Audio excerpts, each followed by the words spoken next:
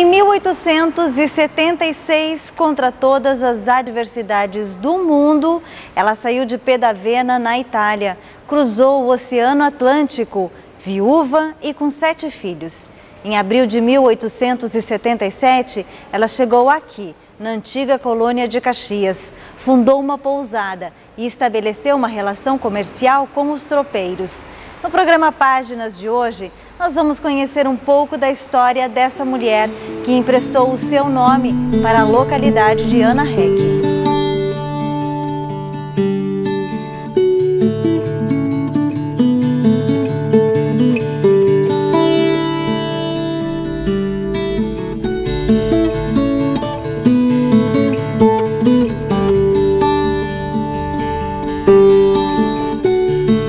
Afinal de contas, quem é a Ana Paulette Heck?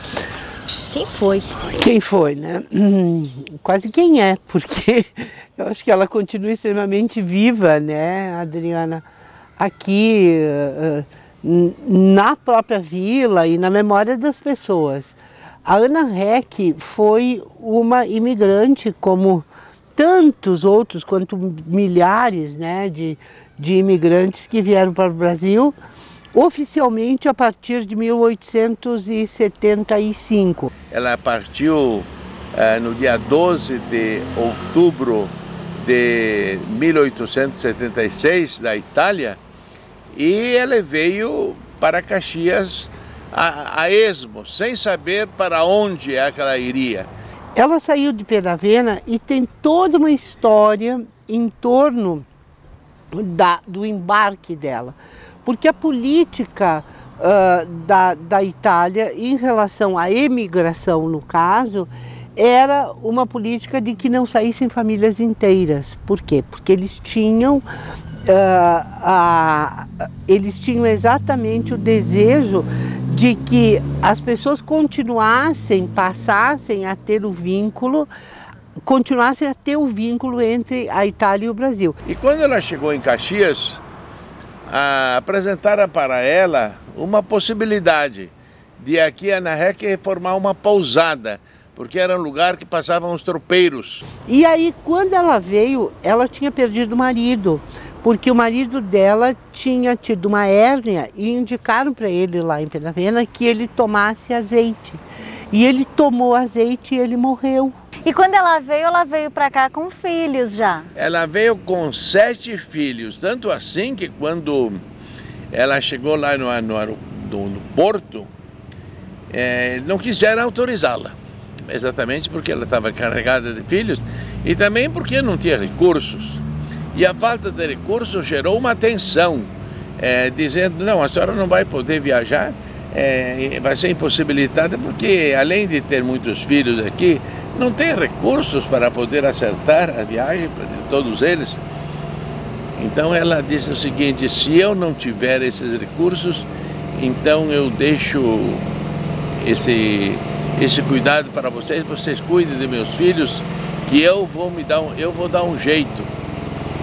Porque eu não tenho mais condições de poder sobreviver aqui nesse lugar, por causa que a penúria é tão grande e eu não tenho como alimentá-los. E ela tinha filhos com problema de deficiência, né?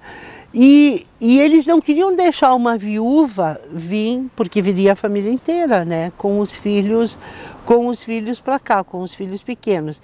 Ela ameaçou se jogar no mar, ela e os filhos, e aí então eles permitiram que ela viesse. E diante da humildade dela, da simplicidade, do jeito como ela falou, eles autorizaram, disseram não, a senhora é uma pessoa querida, uma pessoa realmente que a gente nota que quer trabalhar, uma pessoa que tem assim um desejo grande de vencer na vida, nós vamos lhe dar essa oportunidade.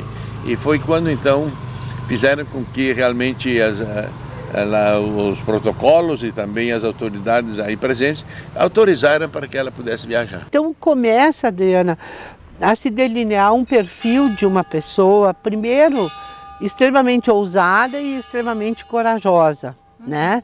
Então esse eu acho que são os dois primeiros traços da Ana Heck. O programa de migração e de colonização aqui está ligado a um interesse muito explícito do Estado brasileiro, do Estado imperial brasileiro, de branquear a população brasileira. Né? A origem da nossa cidade, aqui da nossa região, é uma origem racista, né? Baseada num critério de raça que era utilizado pelo Império Brasileiro, pelo Estado, para melhorar a população brasileira, melhorar o Brasil, precisaria trazer brancos para cá.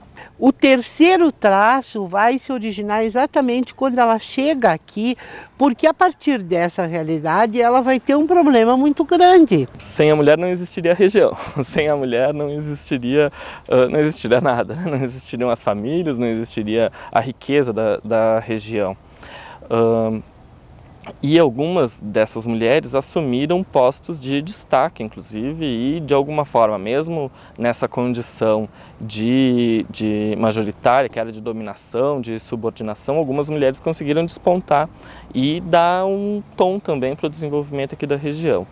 Muitas mulheres tinham, né, algumas funções de direção, principalmente a partir da morte dos maridos, e acabavam contribuindo também para direcionar o desenvolvimento industrial, inclusive, aqui da cidade. Como é que ela vai sustentar? Ela tinha um filho que era maior, né? Os outros eram todos pequenos.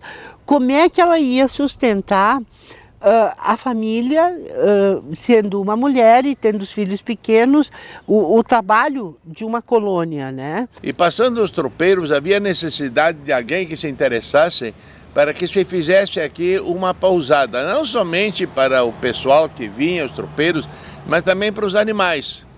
E o que aconteceu? Ela veio com humildade, assumiu a localidade, ela construiu a casa dela de madeira, construiu uma pousada aqui para os animais, né? E realmente surtiu efeito. Tanto assim que quando o pessoal vinha de longe, os tropeiros, sobretudo que vinha lá da fronteira, ou vinha lá do centro do Brasil, passando por Osório, por Santa Antônio da Patrulha, indo para o Uruguai, eles diziam, vamos parar, vamos passar lá em Ana Heck. Ana Heck não no sentido da localidade, lá na Senhora, que se chamava de Ana Heck. Então ela pega uma gleba de terras, exatamente aqui onde nós estamos, e o que ela enxerga? Ela enxerga a construção da Conselheiro Dantas, né, que é 1876 que começa, e em 1877, então, que é o ano que ela chega, é quando a Colônia Caxias toma o nome de Colônia Caxias, porque antes ela era chamada, assim, não oficialmente, de Fundos de Nova Palmira. Não foram os italianos, os imigrantes que deram o nome ao local, foram os tropeiros, foram portugueses que passando por aqui, eles se simpatizaram tanto com essa senhora, que era tão delicada, tratava eles tão bem, que realmente deram o nome aqui à localidade de Ana Heck. Ela não tinha condições de sustentar uma colônia com o trabalho nos braços dela e dos filhos. Ela enxergou essa passagem dos tropeiros por aqui e aí ela resolveu se estabelecer com um pouso de tropeiros e uma casa de pasto, que era assim que se chamava, né? Onde nesse lugar as pessoas chegavam, os tropeiros paravam, faziam as suas compras, tinha um potreiro para o gado e um galpão para eles dormirem, de noite tinha os causos, enfim. E inclusive os restos mortais delas estavam aqui no cemitério local e hoje foram transportados para a igreja, estão aqui na nossa igreja. Estão dentro de uma caixinha, estão guardados, pelo grande respeito que a população teve com ela, porque foi uma pessoa maravilhosa, embora naquele tempo, né, houvesse, digamos assim, pessoas que muitas vezes não estavam credenciadas e também muitas vezes falavam coisas assim, digamos, numa forma não apropriada. Agora, Tânia, deve ter sido muito complicado, né? Se a gente imaginar uma mulher naquelas condições, por ser mulher mesmo, e ter que estar lutando nesse sentido todo, foi um desafio também para ela enquanto gênero. Mas, pelo amor de Deus, enorme, né? Inclusive isso fez com que num certo período, mas me parece que há uma discussão inclusive em torno disso aqui em Ana-Rech, que teria sido num período mais recente, que teriam dito que ela era uma mulher de má fama. Isso tu imagina se não ia sair isso, porque sim, dona de um pouso, né? E bem ao contrário, ela era carola, assim, ela era uma mulher extremamente rígida nisso, né? A sociedade da época era bastante machista, né? Era, além dessa questão racial que eu falei, existia, né, um padrão de qualidade tal, que era baseado no masculino. Né, o masculino era valorizado. E as mulheres proprietárias aqui na região eram uma ínfima minoria que resistiam e tal. Inclusive tem um livro da professora Lorraine Giron em que ela fala sobre essa questão da subordinação, da dominação da mulher aqui na região, em que ela indica que as próprias mulheres reproduziam esses valores machistas.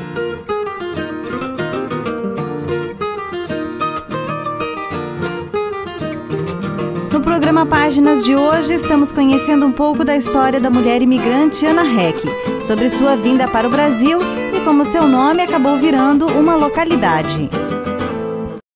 E a questão da mulher imigrante, entendeu? Porque quando a gente pensa na imigração, quando a gente pensa no imigrante, a gente, claro, sempre lembra muito do papel do homem que veio desbravando. Mas a gente tem algumas figuras que são bem pontuais, assim, dessas mulheres que fizeram todo esse trabalho. Como é que tu vê isso? A Luídia Rosso Eberle, a Elisa Tramontina, são várias mulheres que eram mulheres assim muito adiante do seu tempo. Mas na verdade, Adriana, eu acho que a gente tem às vezes uma falsa ideia, inclusive da figura da nona. Aquela coisa assim, tipo, a nona, afetuosa, querida, não sei o quê. Elas até eram bastante afetivas, mas eram mulheres extremamente fortes. A mulher imigrante, ela exercia a maioria das atividades da unidade de produção, que eram os lotes coloniais aqui de agricultura familiar. A maioria das funções nesses lotes eram exercidas pelas mulheres. Elas tinham não só a função na produção, na colheita, no plantio, na colheita e tal, dos produtos que eram cultivados aqui, mas tinha toda a carga também de trabalho doméstico que cabia exclusivamente às mulheres. E mesmo tendo, né, essa importância na produção e na manutenção da unidade doméstica, né, dos serviços domésticos, elas não faziam parte dos principais momentos de decisão e tal, do controle, aquilo que seria determinante para os rumos que os negócios da família tomariam. As mulheres eram excluídas, né, elas não tinham acesso a isso, por mais que elas participassem ativamente da produção. Era uma mulher de fé e uma das primeiras coisas que ela fez quando ela chegou, em 1881, ela doou aqui um lote para que fosse feita a igrejinha de madeira. A primeira igrejinha de madeira, ela data aqui de 1881.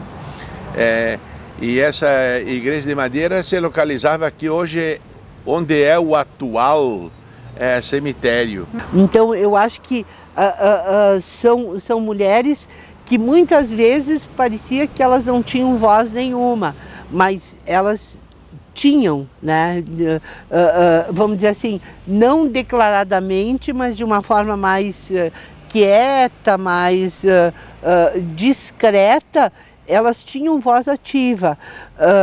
Claro que nem perto da liberdade e da independência que a gente tem hoje, e que isso estava muito mais afeto à questão pessoal de cada uma, de ser ousada, de ser corajosa. Agora, realmente, foram pessoas que sofreram bastante, porque imagina as condições, né, que eram, e que tinham assim uma fé. Dominação masculina que ainda acontece atualmente, essa restrição do acesso das mulheres aos seus direitos. A gente vê, por exemplo, na política, né, que as mulheres têm uma participação ínfima, né, perto do que elas representam socialmente. Né? Tanto as mulheres estão no mercado de trabalho, estão tendo importância social para sustentar essa sociedade, mas na hora de tomar as decisões elas são alijadas do poder. Mas realmente eu acho que aí está o reforço dessa ideia de ousadia, de coragem dela, né? Porque pensa um pouco, imagina tu te colocar, porque não tinha nada disso, né, Diana? Era uma picada e sozinha ali, né, com os filhos, com problema, inclusive com dificuldade, e ela conseguiu levar adiante, e não só conseguiu levar adiante a família dela, como ela criou uma vila, né? Uhum. E Padre Bruno, esse lugar que o senhor estava falando da casa onde ela veio, construiu, isso não tem mais ou ainda existe? Esse local está situado aqui nas adjacências do Colégio Murialdo. Não existe mais, somente existe na fotografia. Era um patrimônio histórico que se conservou por muito tempo, mas depois, devido à fragilidade, né, do tempo e da impossibilidade também de conservar, digamos, esse material, ele foi assim, devagarzinho desaparecendo. E como é que tu vê hoje essa questão, por exemplo, desse resgate de memória, da preservação do patrimônio, quer dizer, Caxias, região, ou a própria Ana Rec, tem isso intrínseco ou a gente está perdendo um pouco? Olha, Diana, eu falo sempre que eu acho que a questão da consciência histórica, ela está muito longe da questão da consciência ambiental. A consciência ambiental, porque eu lembro perfeitamente quando começaram as duas lutas, né? A consciência ambiental, ela cresceu muito, ainda bem, né? Eu acho que a histórica, a gente ainda precisa correr um pouco mais atrás. É claro que essa questão da memória, eu acho que ela tem um duplo sentido. Eu gosto de preservar aquilo que permaneceu, sabe? Aquilo que ficou. Onde que eles andam hoje, o senhor sabe? Os filhos, a descendência que veio? Os filhos daquele tempo, eles andaram todos por aqui, nessa região. Hoje, depois deles emigrar aqui pelas regiões, e nós temos ainda hoje aqui netos, bisnetos desta nossa fundadora. Nós temos ainda aqui nessa região, e também eles emigraram por outros lugares aqui mais próximos, outras vilas, pessoas da família que ainda conservam o nome, e muitas vezes tu, com surpresa, tu vê, não, eu ainda sou bisneta, eu ainda sou neta, eu ainda sou da família de Ana Rec. Quer dizer, a geração dela ainda não morreu, não se extinguiu, a geração dela ainda persiste. Apenas no século XX, se não me falha a memória, em 1906, por aí no começo do século XX, é que a nomeação da primeira professora, Dona Ercília Petri, traz pela primeira vez escrito o nome de Ana Rec. E é o primeiro, me parece que é o único lugar que tem o nome de uma mulher, né, imigrante. Eu acho fantástico isso. Algumas delas foram reconhecidas depois de muito tempo, né? Depois de décadas e tal, que a sociedade como um todo começa a ter algumas atitudes de reconhecimento a essas mulheres. Mas ainda hoje tem muito o que ser feito, né? As mulheres estão numa condição ainda de dominação, de subordinação, que cabe a toda a sociedade a superação disso. Então é uma justa homenagem o nome, né? Porque realmente quem criou a vila, quem deu toda a estrutura para a vila, foi ela. Ela era uma pessoa de uma fé muito grande, que é outro traço dos imigrantes. Enfim, Adriana, o que ela fez? Ela gestou a vila de Ana Rec. Paulo, o senhor estava me contando que o senhor nasceu ali mais ou menos na década de 60 aqui em Ana Rec. De lá para cá mudou muito? Mudou muito. Nossa, como mudou. Hoje, quando você olha ao redor, você só vê casas e prédios. Uma vez você só via mato ao redor, né? Tinha o Colégio Murialdo, umas 2, 3 casas aqui, e aí hoje Cada dia que você olha ao redor ou você sobe num prédio alto, você se apavora pela altura e pelo desenvolvimento da Ana Rech, né? Cada vez está crescendo mais, né? E cresce muito mais, principalmente hoje vertical. Tânia, tu acha que a gente está num processo, talvez de Caxias, talvez de Ana Rech, ou de tudo, desse crescimento todo, a gente está perdendo mesmo um pouco da identidade? Olha, Adriana... Ou ela está mudando? É porque a identidade também não é uma coisa fixa no tempo, né? A identidade, ela muda e eu acho assim, Caxias, pela própria característica, destruiu muito, né? Já destruiu quase tudo. Na verdade, a gente tem o complexo da estação férrea, que é muito bacana e que eu acho que aquilo ali, para mim, é um exemplo de preservação. A familiaridade com os colonos, tropeiros e comerciantes com a casa de Ana Rech fez com que a 8ª Légua, local de estabelecimento, passasse a denominar-se a partir do nome dessa mulher imigrante. Fundada em 26 de setembro de 1927, o distrito é hoje uma das 4 regiões administrativas de Caxias do Sul. E Ana Rech morreu em que ano? Ana Rech, ela morreu no dia 16 de maio. Ela morreu no 16 de maio de 1916. Então ela morreu com 88 anos. Olha essa senhora que trabalhou tanto, né? Você sabe que quem mata não é o trabalho, é a preocupação. Então ela trabalhou 88 anos e olha o que ela construiu. Hoje nós devemos a ela toda essa beleza, esse encanto que nós vemos aqui dessa vila, pelo grande trabalho que ela mereceu. Mas eu diria, sobretudo, pela fé, pela audácia